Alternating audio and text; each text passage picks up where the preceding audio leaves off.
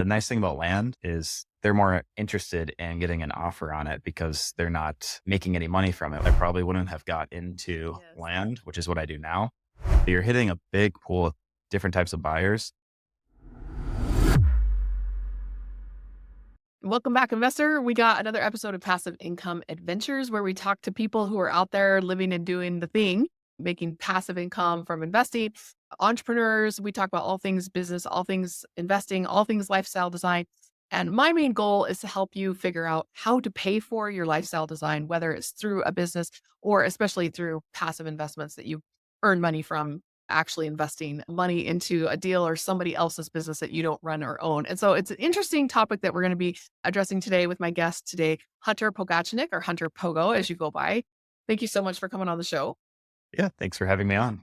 Now, I reached out to you because I've just noticed a big uptick in people asking me about land investing and land flipping. And so, as the listener, you guys have been requesting more information on this, more guests who can talk about this kind of stuff to teach you the nitty gritty if you want to get into it, but also the nitty gritty if you have capital that you want to invest in somebody else's land flipping business, because you do need to understand at least the basics of the asset class that you're investing in if you want to come in as a passive investor. So, we're going to give like kind of passive investor level stuff, and then we're going to try and dig deeper if you want to actually start this business yourself.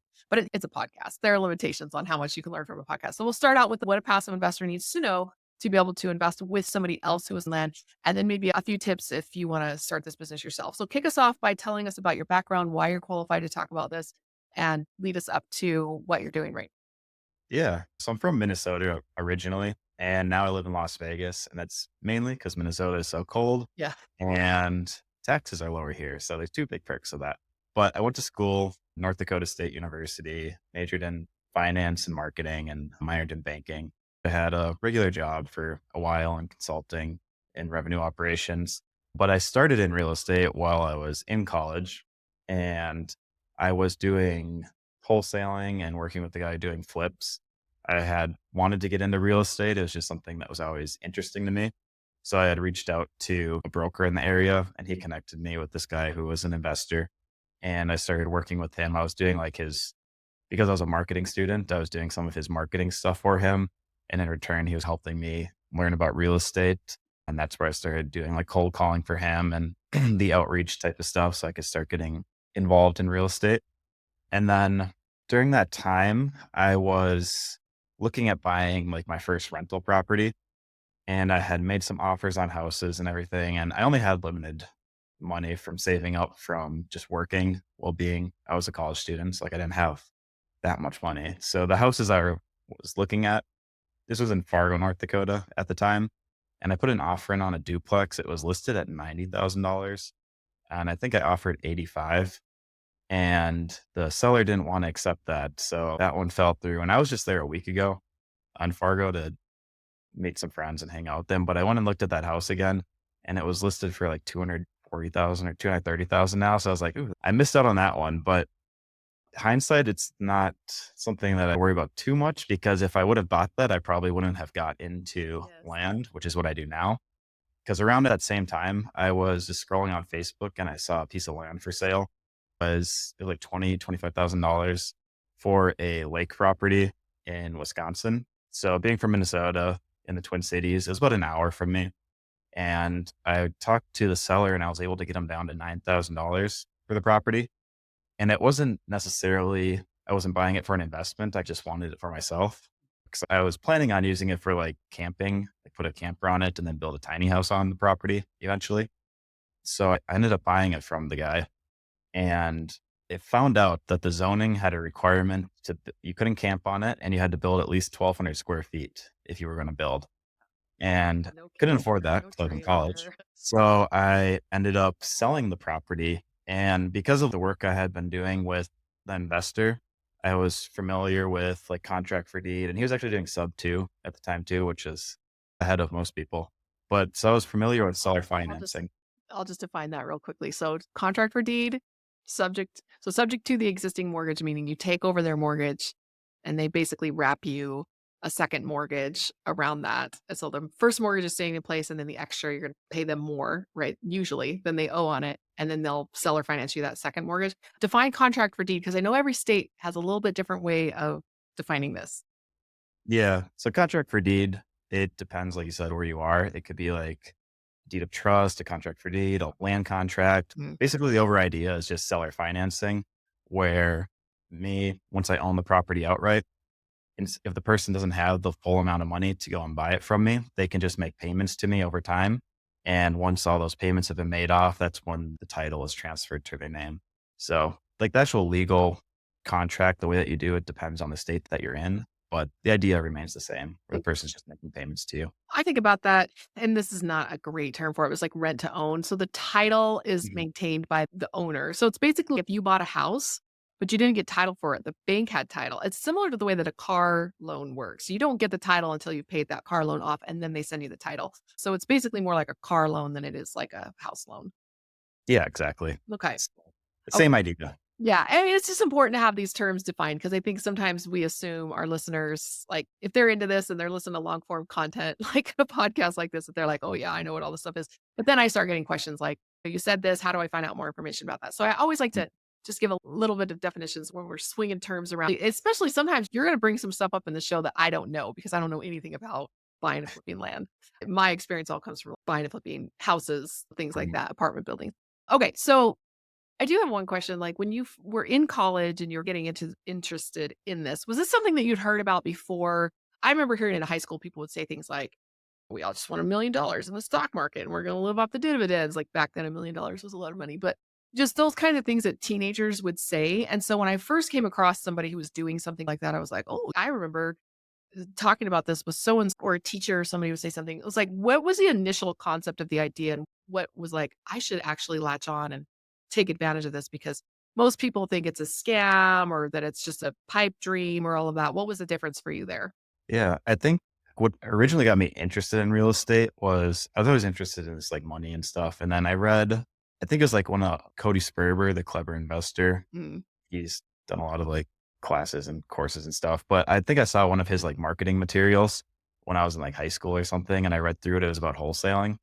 And it was really interesting to me just how wholesale properties and made money off of that. So that's what got me I think that was, like, the first thing that got me interested in real estate, and then I just started going through, like, YouTube videos and learning online, mm, stuff like that. I never had anything related to land that I had learned about. It was this property that I had stumbled across, mm. because so I sold it, like, that property. I had sold it on contract for deed, So and while I you think were learning about the houses where you're thinking yeah. you're going to invest, that it actually benefited you when you got stuck Mhm, on this project that you don't really want, which is the same thing. We had to buy an apartment complex during COVID and we couldn't get a loan because it was right when they first, I think we made an offer on that. We got under contract like Valentine's Day and then everything just kind of shut down in March. We couldn't get a loan. So I went back to the seller and I said, "Hey, there's this thing, contract for deed, master lease. I know it's an apartment building. Can we rent this building?" And we renovated it and had all the contracts and everything set up so that we would have equitable interest in it if we in case we couldn't sell it or couldn't make good on it. So we got all those details worked out. mhm, There's a lot that goes into there. But then people will be like, "Wait, you did a contract for deed or master lease on an apartment building?" I'm like, "Yeah, it's the same concept as what we're doing for houses." And I needed mhm. a creative solution. Mortgages were like freaking out and shutting down. So it just shows you that logical step that you're like, if it works over here, I bet it could work over there. And that's what really separates the clever investor from the person who's, this is possible. And now I've got a bad deal. Yeah, exactly. It's kinda the same concepts, like, the same way that you buy properties off market by reaching out to people and cold calling and direct mail and everything. It applies to every type of real estate if you're doing commercial, houses, land. It's the same concepts, it's just you're modifying them to make it specific to that asset class that you're working with. What are some of the biggest differences? Because if the overarching concepts are similar, right? I would never Mhm, say owning an apartment building is the same as owning a house, right? I had other things I needed to learn to make that successful. The devil's in the details, right? So what's the biggest difference between say land investing and house flipping from the tactical side where you were like, wait a second, maybe I want to do this instead. You got to love what you're doing, but you also have to fall in love with the details in the process. yeah, there's a lot that is different, but a lot that's similar. Mhm. So there's within land investing, there's a lot of different types of investing that you can do. So for example, the type of land that I specifically focus on is going to be recreational rural properties. So land for hunting, cabins, lake properties, stuff like that. Mhm. There's other types of land that you can do. You could buy land for subdivision or buying it, dividing it up into little parcels and selling Mhm. it to a developer or builder. You can do infill lots, which is where you're usually buying lots that are like in a city or within a neighborhood or something that's going to have utilities at the property and somebody's going to come and build on that property. Mhm. So they're The like one thing that tearing down an older home or just or taking out a fire if something's been burned down, you're gonna clear that off.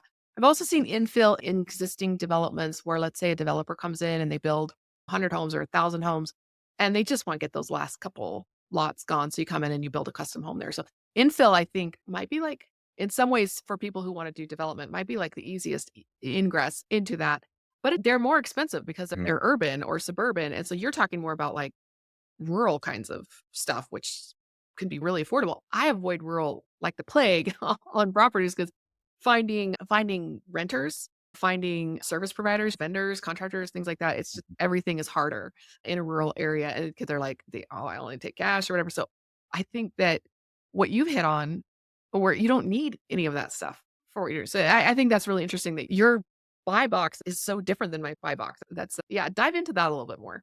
Yeah. So the reason that I prefer that type of land is you say it's harder. I think it's easier.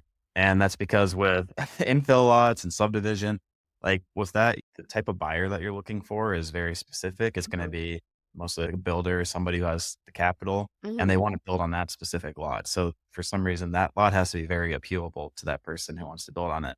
So finding that is there's a limited number of buyers and there's a limited number of lots that are something that you would want. So connecting those 2 is a little bit harder to do with Okay. big land.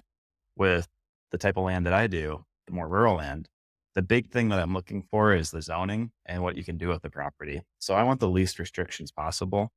And when you have the least restrictions, like you can have a tiny house, you can do short-term rentals. You could put a tiny house and short-term rental it.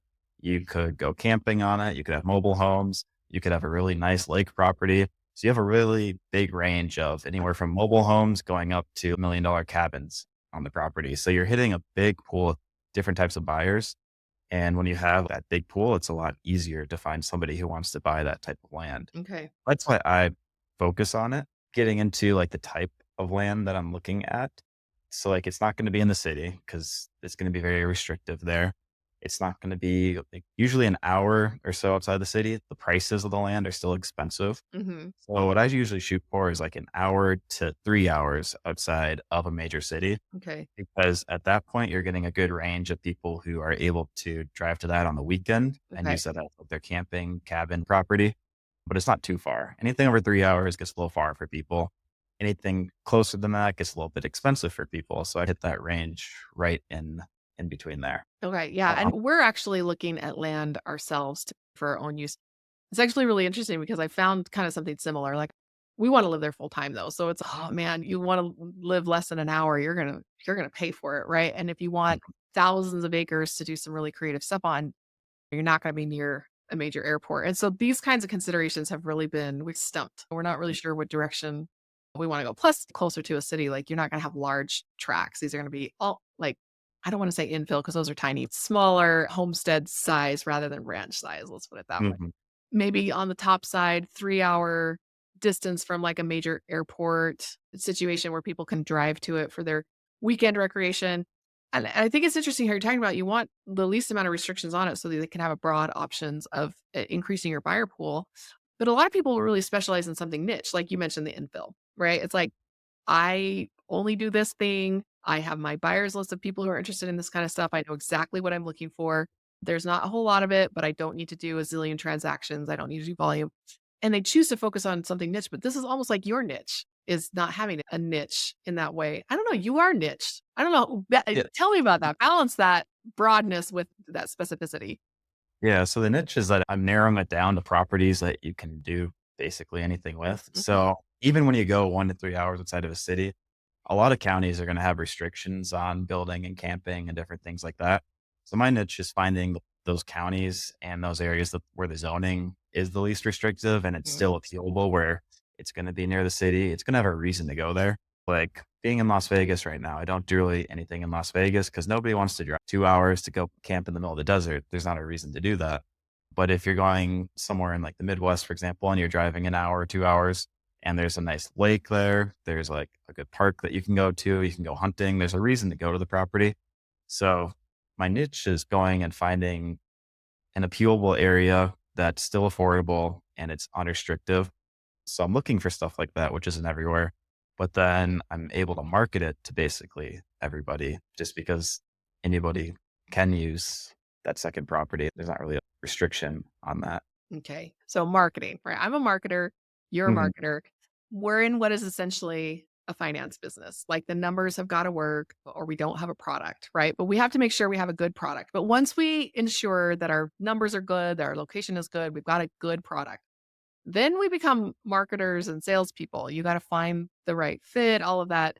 And if you have a bad product, you're only going to sell it to fools, right? But if you have a good product, you can sell it to good buyers, people who are actually interested, people who are actually helping by providing this. So, talk to me about marketing. I think as a passive investor, I don't need to be that good of a marketer. I just need to be a good networker. How important is being a good marketer and doing this as an active business? Yeah. So marketing is probably one of the most important parts of land Okay. because when you look at vacant land, like for sale on Zillow or something, most of the time you're just going to see like a plat map of the property and like a picture from the road and it's like a bunch of trees and you can't really tell what you're buying. So the way that I'm able to usually sell stuff for the top dollar when it comes to land is having really good marketing. So having good pictures of the property, good drone pictures on the ground, walkthrough videos, like videos of the drone, and then marketing the zoning of that property. Mhm. So if you can do a tiny house and Airbnb it, make sure that I'm really pushing that, hey, this is a property that you could buy and develop into doing Airbnb short-term rental with this land. If it's something where like it makes sense in the area for mobile homes, really marketing as, hey, you're paying lot rent for your trailer right now, $600 a month to have your trailer parked here. For $600 a month, you can buy this piece of land from me on owner financing, and you're going to own that land in 5, 8 years. So doing that marketing and finding out what you can do with it, and then just really making a presentable listing. That's really like the big thing when it comes to land. If I were to just buy these pieces of land and post them for sale, and not do all the different various types of marketing that I do, it would not be anywhere near as successful just like that. Okay. So actually selling it is important. You're doing a different kind of value add from what I'm hearing. So when you pick up these pieces of land, if you're just going to buy it on market and you can tell that it's not selling because it's not showing well, and you can pick it up and you can just market it better, that's a value add. You haven't done Mm. anything to the property. Are you adding additional value by finding these off market through your marketing network, or your outgoing marketing of identifying people who want to sell you a property? Yeah. So on the buying side, there's a few different ways that I buy it. For people that are trying to do it themselves, buying it off market is just going to be the best way to get the best deals. I do a few different ways, but the main way that I do it is through direct mail. So you have your lists of people that have different criteria. So if the properties that I'm looking for are 5 acre parcels in a certain county, export that list and then we direct mail those people and basically just ask if they want to sell their land. And the nice thing about land is they're more interested in getting an offer on it because they're not making any money from it with like houses, apartments. They're either collecting rent or they're living in it.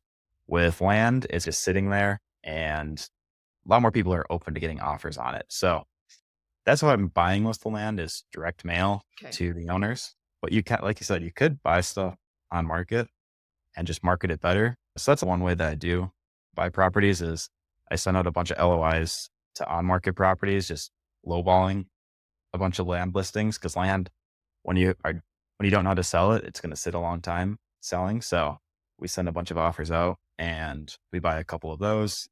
And tax auctions are the other way that we buy some lots. Again, for the somebody who's trying to do it themselves, on market and tax auctions are probably a bad option just because there's a lot of different things you have to look out for as well. But yeah.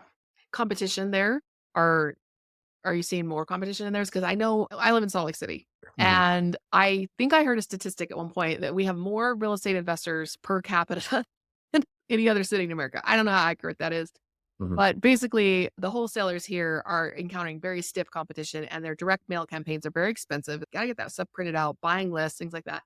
So the marketing, the outgoing marketing to buy properties is extremely competitive, even for the off market stuff. Are you seeing similar kinds of things in the areas that you're working in where you're looking for low competition And are you actually able to find it? Yeah. Marketing isn't that expensive for land just because one, yeah, I'm going in places where there's less competition. Mhm. But two, just with land versus houses, you have, like I said, people are less likely to want to sell their property. So you're going to have to send a lot more mailers to get a deal. Okay. Land people, you don't have to send as many mailers because more people are likely to be interested in selling. And two, like the way that I market my mailers, again, I think I do it a lot better than most other people.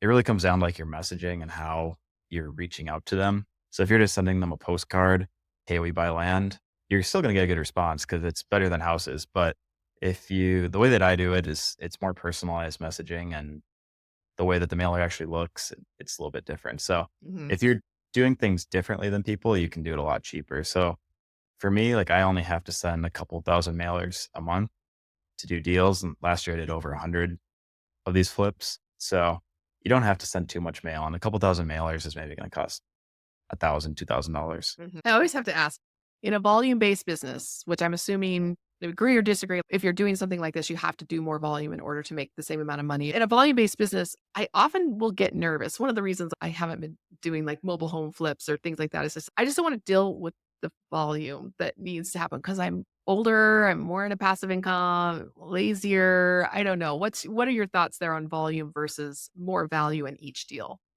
Yeah. So the reason that I'd like to do volume instead of like bigger deals is because the buyers that I'm selling to, they don't have more money to buy this type of land. So like the prime sale point for me is like 15 to $40,000 Okay. at a sale price because that's what most people can afford. That monthly payment for them is going to be three, four, 500 to $1,000 for that piece of land. So because I'm able to sell it at that price point, I'm able to sell it to more people, Mhm. and the process for selling is a lot faster.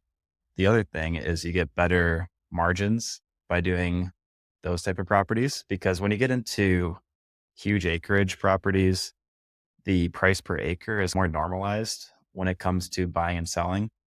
Whereas the properties that I do are going to be a couple acres on average.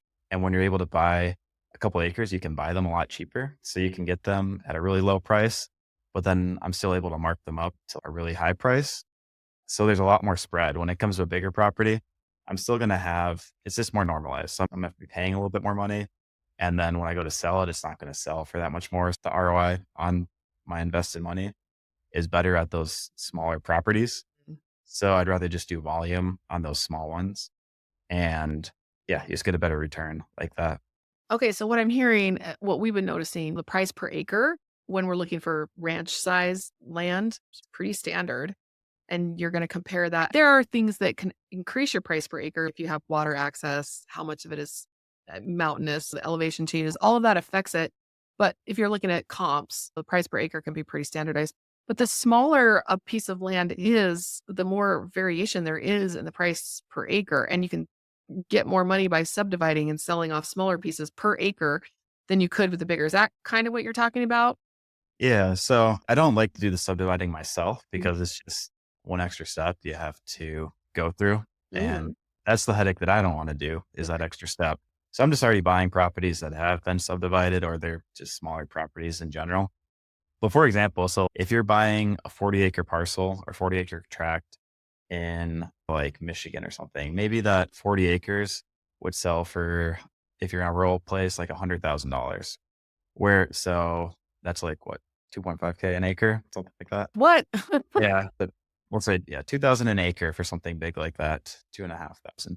And then if I were to buy a 2-acre parcel, I'd be able to sell in that same area, that 2 acres for $30,000. So I'm getting $15,000 an acre at that point.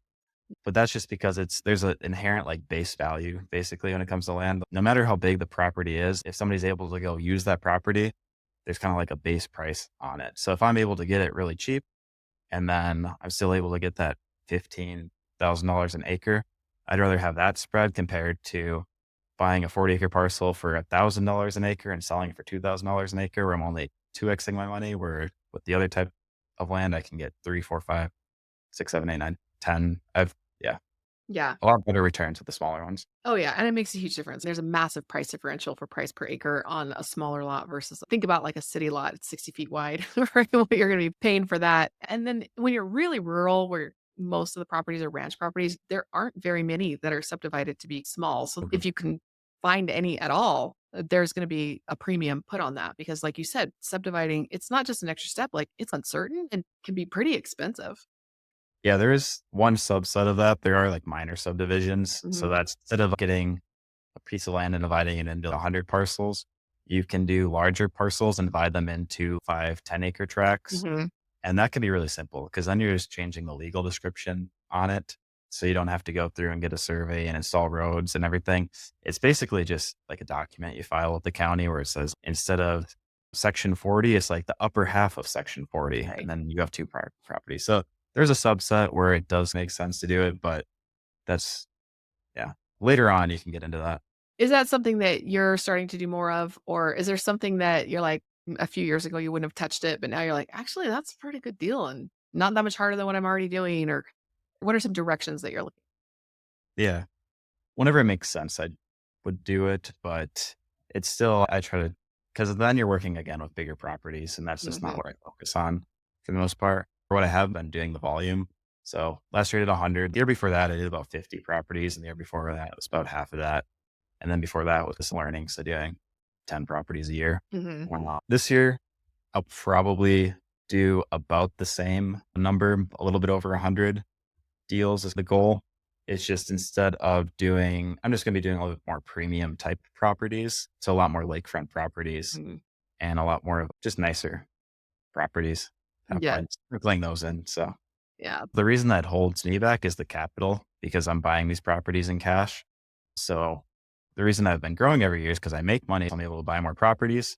So this year, instead of buying more properties, it'll still be buying 100 something, but just putting a little bit more capital into the nicer properties to, yeah, Yeah. change it up a little bit. That's actually a pretty good segue. Let's talk to the passive investor for a moment. I always try to talk to them first because passive investors are by nature more passive, and maybe the active guy will stick around a little later to the end of the show when we start talking to him. We talk to the passive investor. You're talking about those increased capital needs. For the active investor, sounds like a pretty good thing to get into for lower barrier of entry because you can pay Mm. cash for an entire property and you don't have to be a gazillionaire to be able to do that. But what you're talking about is you're starting to get into a little bit higher end stuff, which I think it's just a natural path of all investors, less headaches, easier transactions, more professional interactions. It just seems to be the way that people tend to go.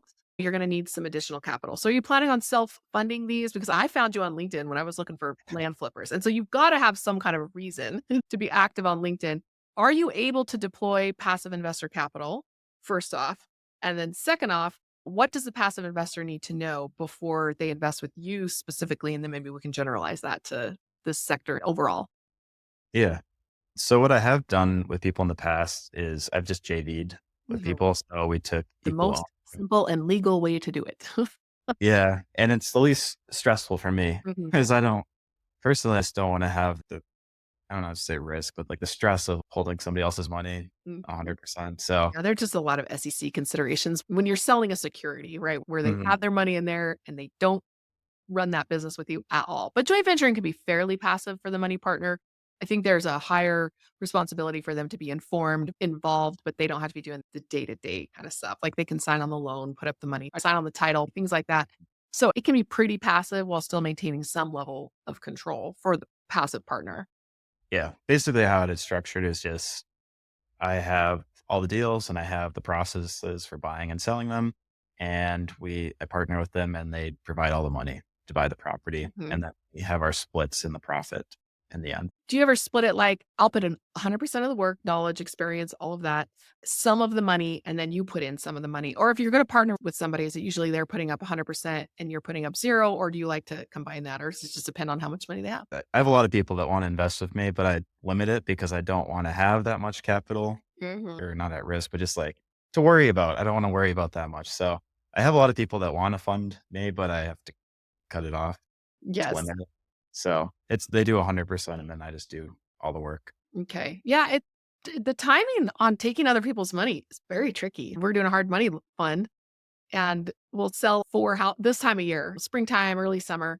You're selling a bunch of houses and you're looking around, okay, I got all this money sitting here. We got to put it to work. Whereas the other time of the year, you got people coming with deals. You're like, we don't have enough money. It's all deployed. So that you're never going to be able to balance that timing. It's just the tricky nature of what we do.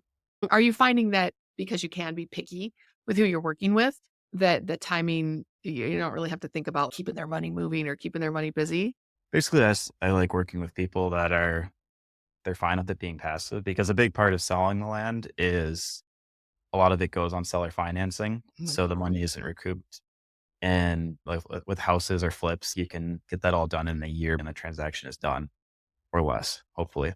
But with land, it can be a longer process because it takes a little bit longer to sell. So it could take 3, 4, 5 months to sell a property. Usually it's about 3 months for me, but in wintertime, it can be a little bit slower. So it takes a little bit longer to sell the property in the first part.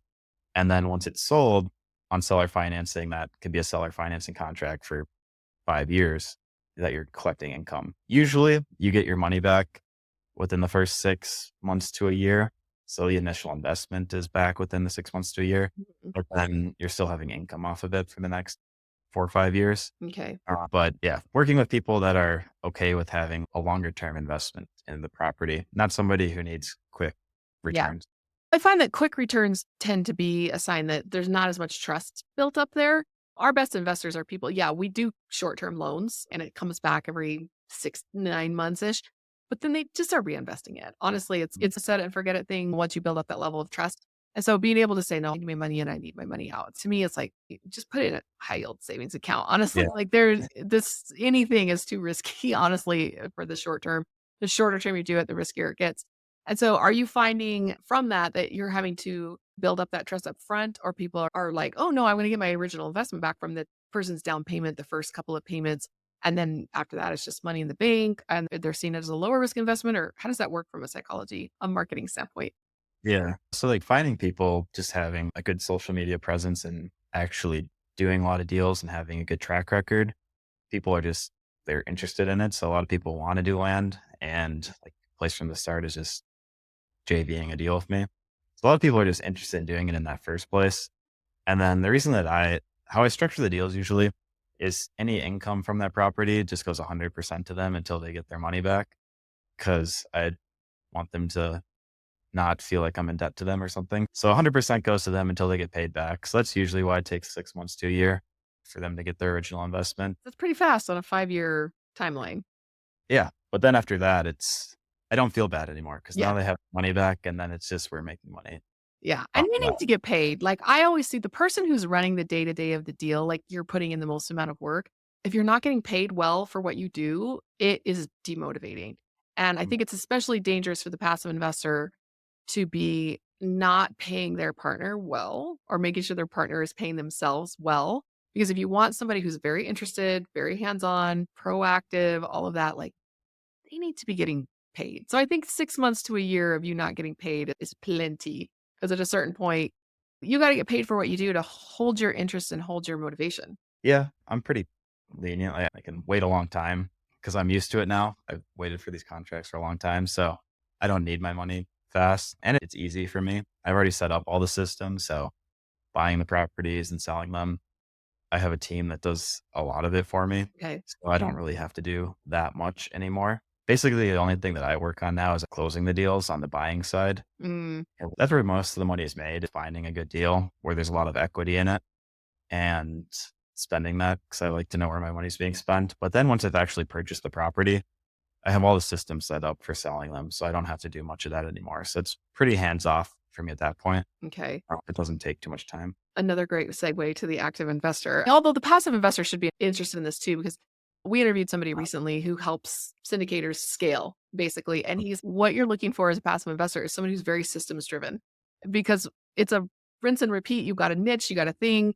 You're not going to be messing with stuff that's too far outside your buy box, because that impacts your ability to do volume when you're having to get too creative and too outside of your normal. So for the passive investor, understanding that you're systems driven is very important, understanding what those systems look like. But for the active investor, they can take notes in this section and kind of figure out, like, what does it look like from the very, very beginning when you're just a guy who just got out of college, you're doing everything yourself. You maybe don't know as much of what you're doing. So it's hard for you to delegate because you're not exactly sure what to tell that person to even do, because every deal is different, and it takes a while to notice the patterns emerging where you can delegate the pattern stuff. Another thing you mentioned I think was really key is you're almost doing like the opposite of a bottleneck evaluation. So in manufacturing, you see where things are backing up, you go fix that bottleneck, and then now you have a new bottleneck and you're just refining this. You're almost doing the opposite where you're identifying the greatest risk to the revenue generation, which is where you are most useful and you can't really delegate that. So you're going to step in and Mhm. you're going to be active on this particular aspect of it. But the rest, pattern driven, systems driven, I can do that. So start out with what it looked like when you were very early on, what then you were able to start to delegate, and then what you really focus on yourself, where you're probably never going to be able to get yourself completely out of that role. Yeah. So when I started, I was doing everything.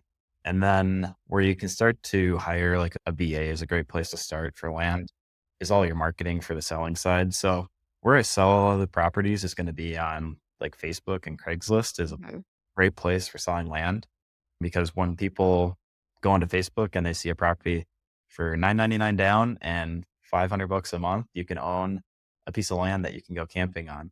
People get interested in that. So we do sell a lot of properties on there. I have a chart that shows like I have 25 different places that we list and sell properties. So there's a lot of different systems that we set up, but that's something that we did over time. But hiring a VA was the first step that I took with the offloading some of the burden from Mhm. me, somebody else.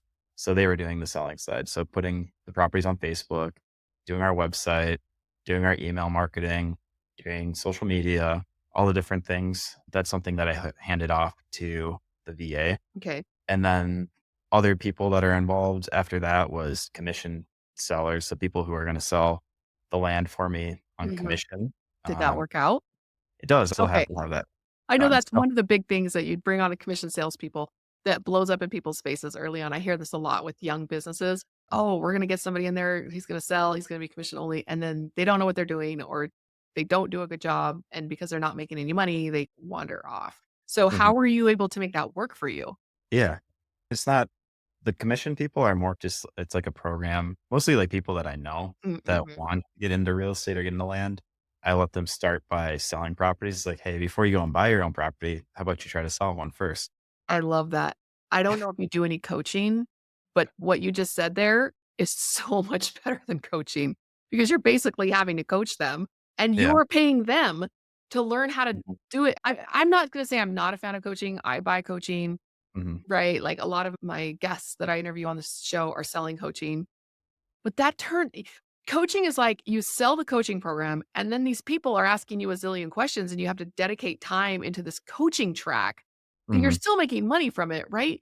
But it still feels like a distraction from the making money track of actually going out and doing the thing that you're coaching. Can we make a YouTube shorts out of that or like 100 YouTube shorts out of that? I don't know if you notice how brilliant that is and what a benefit it is for the person who's taking you up on that opportunity to get paid to be mentored. Yeah, that is one way to look at it because it works out where but I do sell coaching because that's just like more money that I can use to buy more property. Yeah. But yeah, the other thing is helping when people want to get started because that's how I started was working for somebody. And I think that's a great way to learn is working for somebody because then you're getting paid and you're actually doing it. So that's what the goal there was somebody can work for me, but it's making me money at the same time. So that's like one arm of selling the properties and that helps offload the workload from me on getting them sold. So then going into offloading the work, like everything on the selling side, those are things that can be systemized Mhm. and we have done over the years. The reason that I still like to do the buying is just because it's something that you could, again, probably offload. But I feel like one, I need something to do Yeah. because that's like the main thing that I do. So, Yeah, I'm old and I wanna be retired, and I get all that. I'm getting lazy, all of that, but at the end of the day, like, if I work less than about 20 hours a week, like, I'm not a good person. yeah, I don't spend too much time. Like I probably spend definitely less than full time. Like I'm Mhm. probably 20 to 30 hours a week. So it's pretty easy. Yeah. It's that part-time lifestyle. You cannot overestimate the power of the part-time lifestyle. My husband used to work on call from 8 to 5, and when years ago, when he was working for a company, and I think we added it up one time, like, the entire 12 years he worked for that company, I think he only put in a 40-hour week, like, 2, maybe 3 times, outside of the weeks he was traveling for Mhm. training, which we added all that up, so 12 years, it was probably a couple of months of full-time weeks. And we really got a taste for part-time lifestyle because he was on call from 8 to 5, but he didn't have to work all Mhm. those hours. And then Nice. I was running a little part-time business doing basically graphic design, marketing, photography, all of that. Used to be a real estate photographer. I hear you on the marketing. Getting that vision of two parents working part-time and raising kids together, that was really what drove our dream to create the passive income lifestyle because we'd had a taste of it before and it was fantastic. I remember make jokes. It's like, when I would go out of town to travel for my work, we had a conference in Las Vegas or something, and he never had to call me and ask, like, "Where are the sippy cups? What are they supposed to be eating? I'm out of diapers. What brand do we buy?" Because he was around so much, like, he knew all that kind of stuff. So, your ability to work kind of part-time, one, to keep yourself busy, which is great, but also to keep your hands on the most important revenue generating part of it's not exactly revenue generating, but it's like the foundational piece of the business that breaks everything downstream is broken. Yeah. Again, that's good stuff right there. Have you been able to tap into that? Because running a hands-off business doesn't mean that you never do anything. But if you were to offload that, would you go start another real estate business in a different vertical?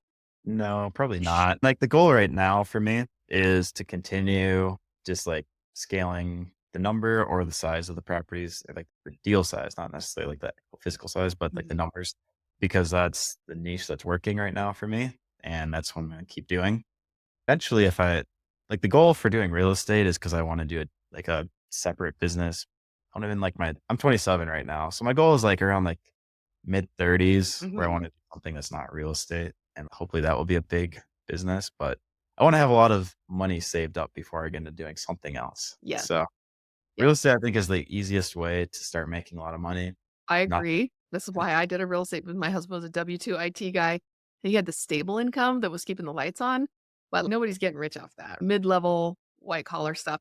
And I was just doing photography, graphic design, all this kind of stuff. But when I hit on real estate as my active business, that's when I was like, oh, my highest and best use of making income is here, not taking Mhm. pictures of properties, but actually getting involved in the trading of properties where I own them, not as like an agent or something like that. So that highest and best use of your time to make the most amount of money that you possibly can, and then using that as your foundation or your springboard for who knows what, right? You have plenty of time to figure out what that looks like. Again, another really good lesson to people who are considering, like, should I do this actively or should I do this passively? There's a lot of money to be made there in an active real estate business. But most of our listeners are above 40, 45 to maybe 55. They have a career where they're making good money. They're already got their highest and best use. But in your case, because you were young, you didn't, or in my case, as a stay at home mom, like I was nowhere near a highest and best type of career. So, Mhm. how does that, because you had a degree, like you could have gone and worked for a bank. So, how did that kind of factor into your decision making early on to put you where you are now? Yeah. So I had a regular job to get started. Yeah, you got to keep the lights on. All right. Yeah, and it was a good job, like, it was a low six-figure job up until I got laid off. Well, that was when I got because I was gonna keep working it Yes. just because it was good Easy money. money.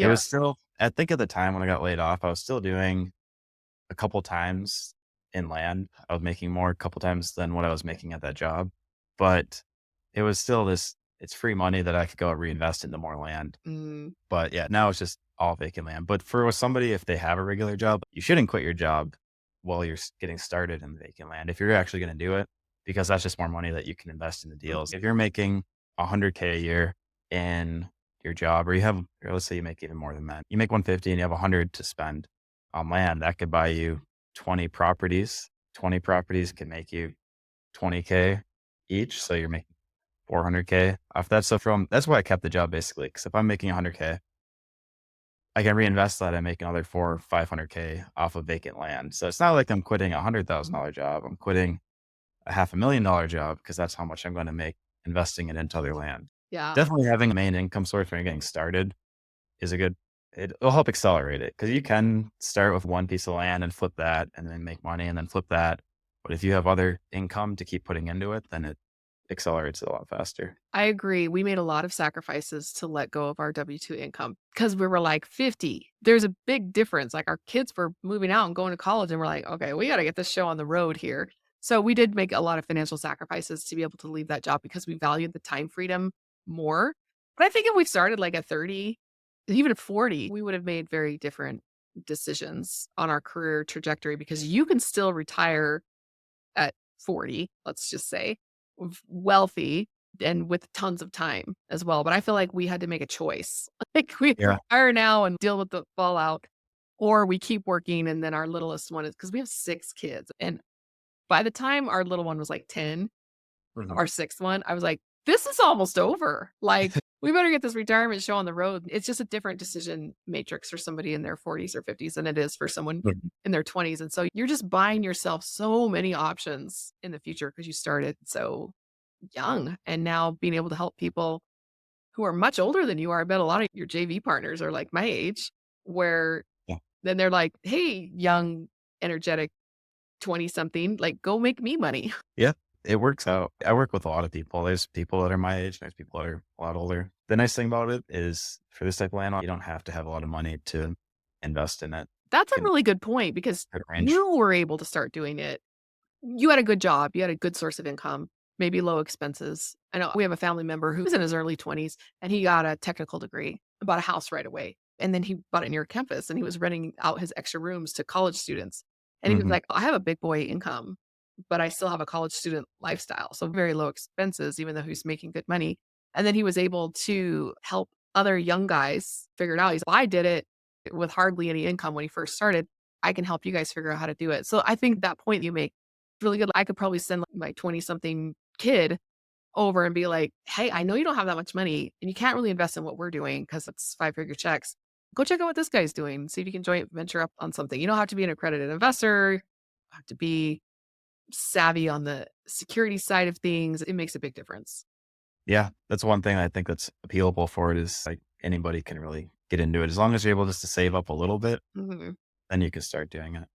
Another big demographic that we have listening to the show are the 18 to 24. I think this younger Gen Zers and that kind of age, they just like podcasts, right? And so they're trying to listen to a couple of 50-year-olds sitting around talking like what we're doing now, what would we done differently. So we do have a kind of a big audience in that sector as well. But what they mostly are hearing is if you don't have any money, then you need to go hustle and then use other people's money. But what you're saying is completely opposite of that. Hey, if you're a young person and you hardly have any money, let's go invest in something that doesn't take that much money. And they could actually be the passive partner like pretty early on. Yeah, that's what you said is using your hustle and then using other people's money. That's one way.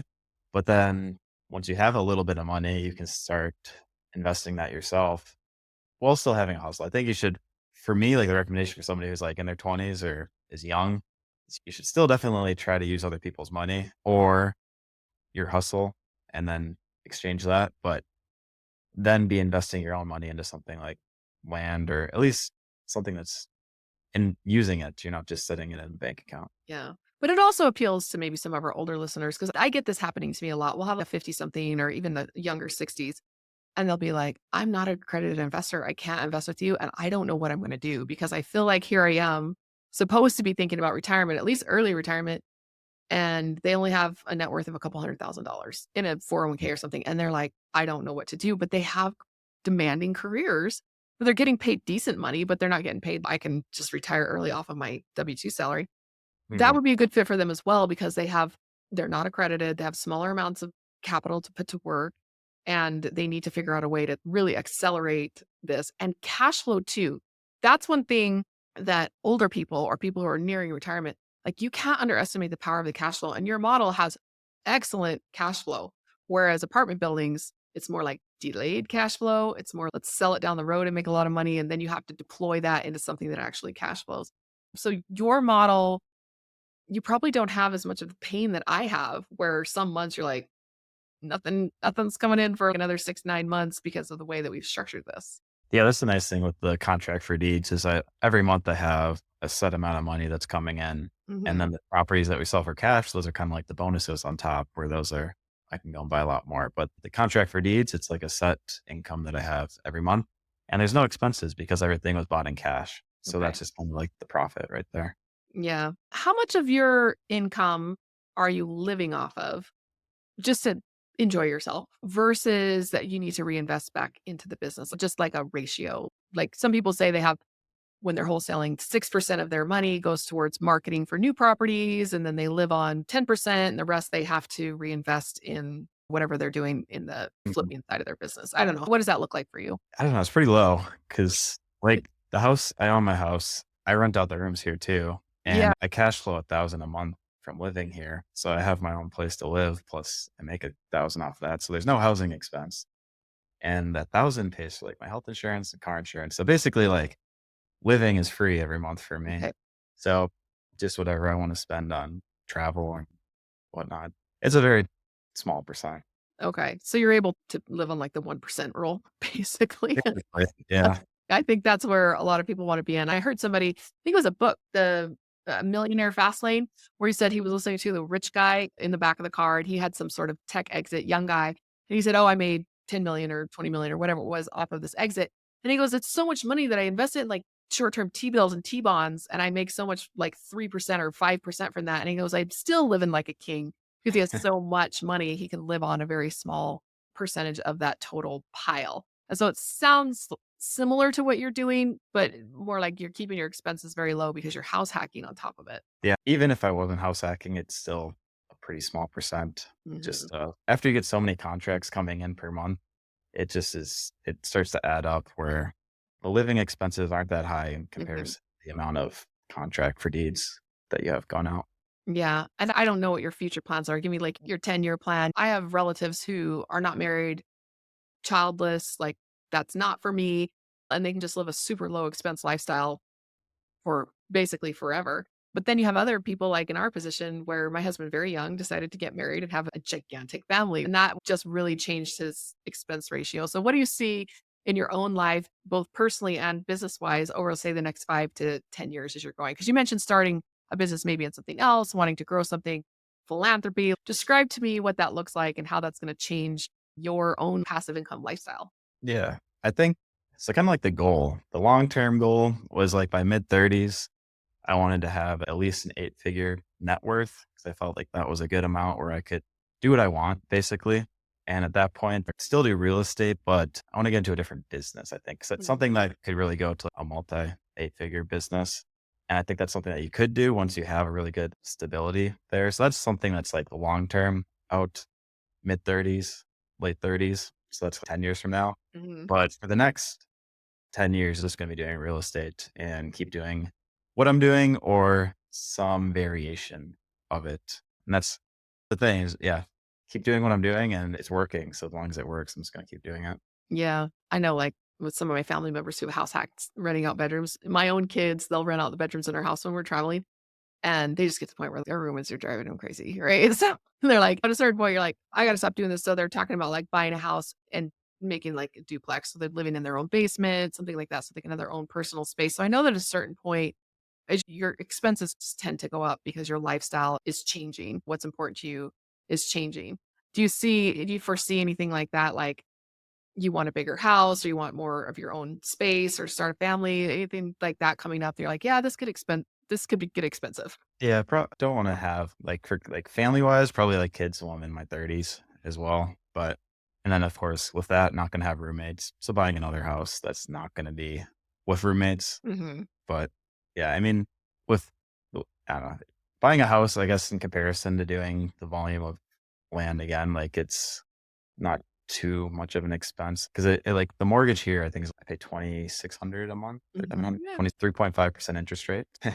You're what do they call that when it's like you're trapped in your house because your interest rate is so good? Locked in, I don't remember what it Yeah. is. So you just keep it as a rental or go buy something else, make everybody rent out Mhm. that one and stay in the one you're in. It just gives you so many options. Yeah. The way I look at it is like to get a $3,000 mortgage, it's like I just have to sell 6 pieces of land and Okay. then that's my mortgage is covered. So Yeah. I will do that eventually, but for now, it's a free house, basically. Yeah, there's a book, I wish I could remember the title of it, Alan Corey. I was on his podcast a couple years ago, and he wrote a book, basically, it was like, how to reverse engineer your financial freedom.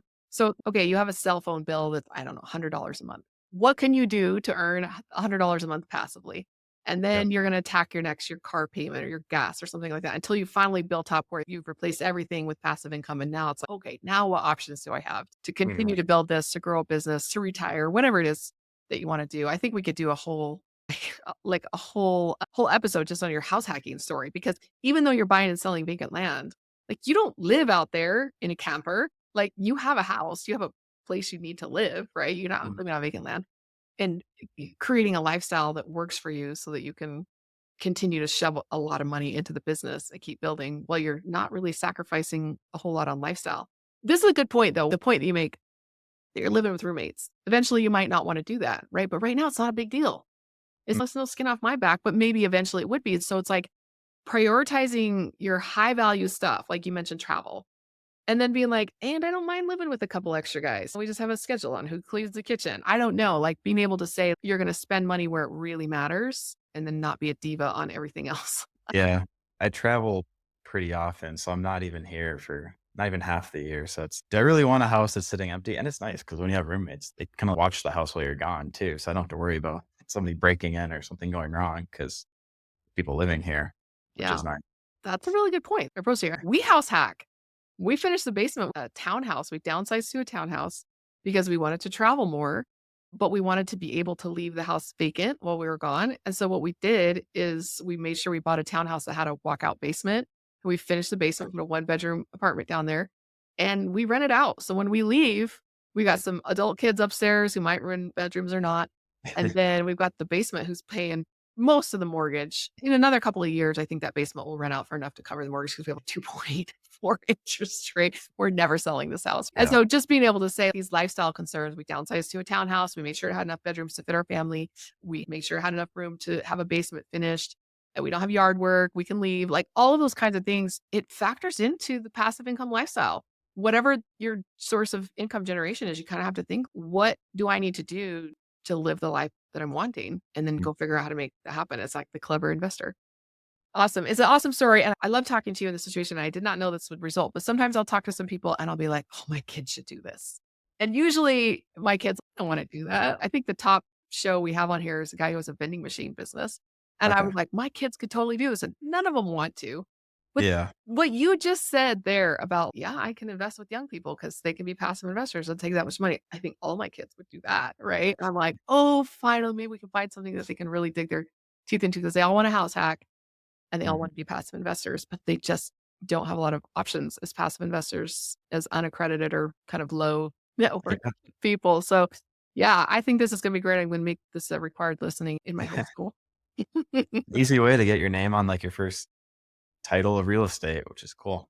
Yeah, that's a good point too, because as a joint venture, it can actually build a resume because it's not completely passive, right? Even Mhm. from a legal standpoint, it can't be completely passive. So I think that could be really good for people who are looking to build their resume, but also just build their actual experience so they feel more confident if they want to do something on their own, which I don't think any of my kids actually want to. They love the passive income, multiple streams of income where they've got their job that they're doing and then they've got their other stuff on the side. So lots and lots of benefits there. So how do people get a hold of you? Who would be the ideal person to reach out to you after the show? Like, why did you agree to come on here? Who would you like to reach? What's your offer? And then tell them how they can get a hold of you.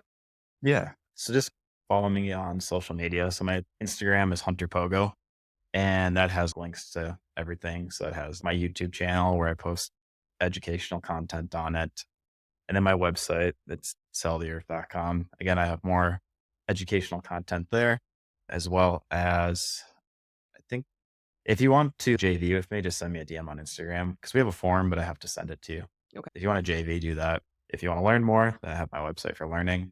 But yeah, Instagram's the big one because it connects to everything. So just follow me on Instagram. Yes. And you do post pretty regularly on LinkedIn because I spend a lot of time on LinkedIn because that's where the accredited investors are. And that's what we do.